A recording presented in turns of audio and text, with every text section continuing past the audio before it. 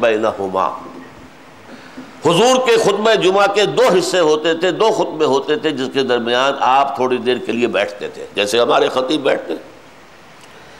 یہ بیٹھنا کسی تکان کی وجہ سے نہیں تھا، اس لیے کہ حضور کے خطبے لمبے ہوتے ہی نہیں تھے۔ یہ بیٹھنا در حقیقت علامت ہے کہ یہ دو خطبے ظہر کی 2 رکعتوں کے قائم مقام ہیں۔ ظہر کی 4 رکعتیں ہیں، جمعے میں 2 رکعتیں ہیں، 2 رکعتوں کے قائم مقام یہ 2 خطبے۔ اس خطبے میں کرتے کیا تھے؟ یقرأ القرآن ویذکر الناس، قرآن پڑھتے تھے خطبے کے اندر، لمبی لمبی صورتیں پڑھتے تھے۔ آپ سورۃ القیامہ پوری پڑھ رہے ہیں، سورہ سجدہ پوری پڑھ رہے ہیں، اور لوگوں کو تذکیر کر رہے ہیں قرآن کے ذریعے سے۔ تذکیر خود بخود ہو رہی ہے، عربی ان کی زبان ہے، حضور کے قلب مبارک سے بات نکلی ہے، دہان مبارک سے نکلی ہے، ان کے دلوں میں اتر گئی۔ تو اس خطبے کے ساتھ یہ ہے کہ اس کا ترجمہ، اس کا مفہوم کسی نہ کسی درجے میں بیان کیا جائے۔ اب وہ میں تھوڑا سا آپ سے عرض کر دوں۔ یہ 3 حصے اس خطبے کے ہیں، 2 مسنون ہیں، تیسرے کا اضافہ علماء نے کیا ہے۔ پہلا حصہ وہ ہے جو حضور کے ہر خطبے میں ہوتا تھا، خطبہ جمعہ ہو، خطبہ عیدین ہو، خطبہ نکاح ہو، لشکر بھیج رہے ہیں تو خطبہ ہو، اگر قبرستان میں ابھی قبر تیار ہونے میں کچھ وقت ہے تو جہاں آپ خطبہ دیتے تھے، کہیں بھی خطبہ ہے تو وہ پہلا حصہ تو اس میں ہوگا، اس لیے کہ اس میں ہمارے ایمان کا لب لباب، اس کا خلاصہ، ہمارے اسلام کی جڑ اور بنیاد، اس کا اعادہ ہے، اس کو دہرایا جا رہا ہے، اس کو تازہ کیا جا رہا ہے۔ اب دیکھیے، میں ذرا اگر جلدی میں اس خطبے کے حصے کو پڑھوں گا تو آپ سب کو معلوم ہوگا کہ آپ کے دماغ میں بھی وہ ٹیپ چل رہی ہے، اس لیے کہ آپ ہر جمعے میں سنتے۔ الحمدللہ الحمدللہ نحمدہ ونستعینہ ونستغفرہ ونؤمن بہ ونتوکل علیہ ونعوذ باللہ من شرور انفسنا ومن سیئات اعمالنا من يهده الله فلا مضل له ومن يضلله فلا هادي له ونشهد ان لا اله الا الله وحده لا شريك له ونشهد ان سيدنا ومولانا محمدا عبده ورسوله صلی اللہ علیہ وسلم۔ کچھ یاد آتا چلا گیا کہ نہیں؟ اب دیکھیے معنی کیا ہے۔ کل حمد، شکر، ثنا، تعریف اللہ کے لیے، ہم بھی اسی کی حمد کرتے ہیں، تعریف کرتے ہیں، ثنا کرتے ہیں، اسی سے مدد مانگتے ہیں۔ ایک حدیث میں آیا اذ استعنت فاستعن باللہ، اگر تمہیں مدد کی ضرورت تو اللہ سے مدد مانگو، نہ جاؤ کسی انسان کے پاس، اللہ سے مدد مانگو۔ الحمدللہ نحمدہ ونستعینہ ونستغفرہ، اسی سے ہم اپنے گناہوں کی معافی چاہتے ہیں۔ ونؤمن بہ، اسی پر ہمارا یقین ہے۔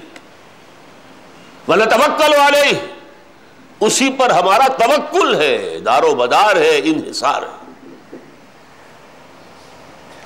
وَنَعُوذُ بِاللَّهِ مِن شُرُورِ أَنفُسِنَا، اور ہم اللہ کی پناہ طلب کرتے ہیں اپنے نفسوں کی شرارتوں سے۔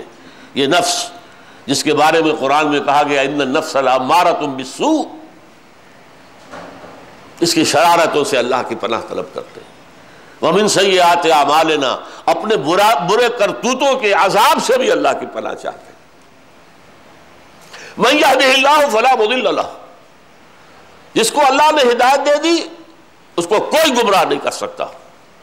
اللہم ربنا اجعلنا منہم، اللہم ربنا اجعلنا منہم، اللہ ہم سب کو ان میں شامل کرے۔ وَمَن يُضْلِلْهُ، اور جس کی گمراہی پر اللہ کی مہر لگ گئی، فلا ہادی لہ، اب اسے کوئی ہدایت نہیں دے سکتا۔ اللہ کے رسول بھی ہدایت نہیں دے سکتے، اختیار ہدایت کا اللہ کے ہاتھ میں۔ انک لا تہدی من احببت ولکن اللہ یہدی من یشاء، اے نبی آپ ہدایت نہیں دے سکتے جسے چاہیں، یہ تو اللہ فیصلہ کرتا ہے۔ کون طالب حق ہے کہ اسے ہدایت دی جائے؟ خام خواہ خنزیروں کے آگے موتی بکھیرنے سے کیا حاصل ہے؟ تو جو بھی اللہ جانتا ہے کس کے اندر ہدایت کی طلب ہے، اسے ہدایت دیتا ہے۔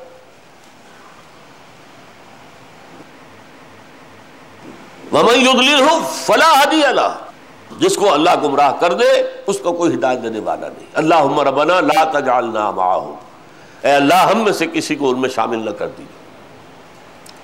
یہ ایمان کا لب لباب ہے، خلاصہ ہے. اگر سمجھے لوگ تو ایمان تازہ ہو گیا، ایمان کی تجدید ہو گئی.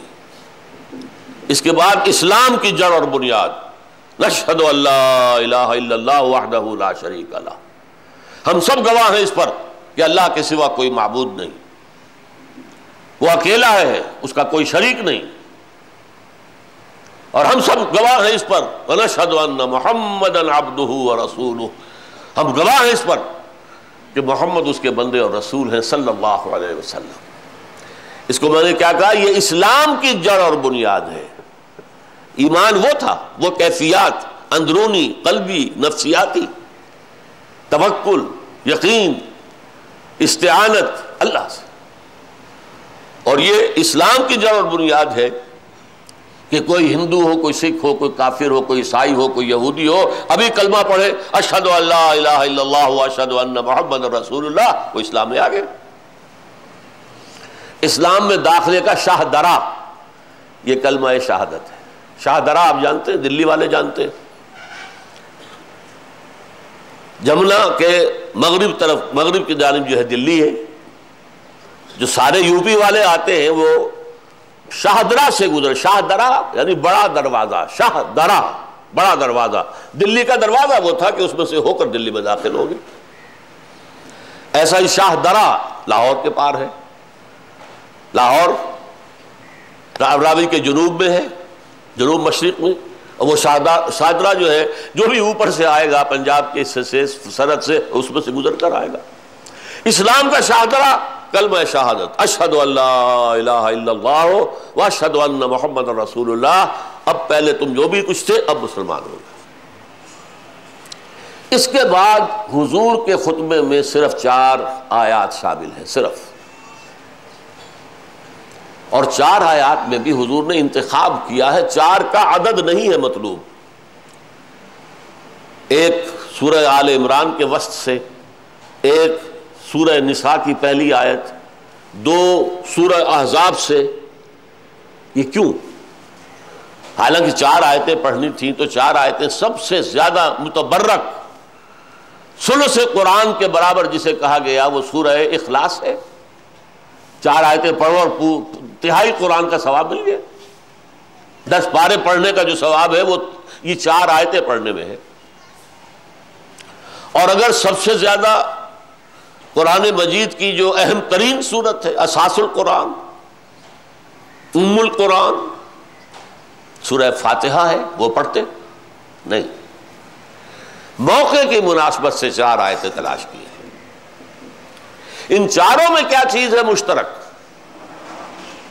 تقوی کی تاکید، تقوی کی تاکید، تقوی کی تاکید. تقوی کیا ہے یہ سمجھ لیجئے تاکہ ہر آیت کے ساتھ اس کو بیان کرنے کی ضرورت نہ ہو. تقوی کے معنی ہے بچنا، اتقاء، بچنا. بچنا کس چیز سے؟ گناہ سے بچنا، اللہ کی نافرمانی سے بچنا، حرام میں ملوث ہونے سے بچنا. یہ بچنا ہے، دنیا میں یہ بچنا ہے. اور آخرت میں جہنم سے بچ جانا، یہ اس کا نتیجہ ہے. کل دین اس لفظ تقوی کے اندر ہے. اس کے بارے میں حضرت عمر رضی اللہ تعالی عنہ کے محفل مشاورت میں ایک مرتبہ مسئلہ اٹھ کھڑا ہوا. تقوی کیا ہے؟ ہاؤ ٹو ڈیفائن تقوی، تقوی کیا ہوتا ہے؟ اب ظاہر بات ہے کہ یہ ایسی بات ہے کہ ہر شخص نے کچھ اپنا ذہن میں جو تھا وہ بیان کیا. حضرت عمر نے پوچھا ابی بن کعب سے رضی اللہ تعالی عنہ. وہ تھے جن کے بارے میں آتا ہے اقرأہم ابی بن کعب.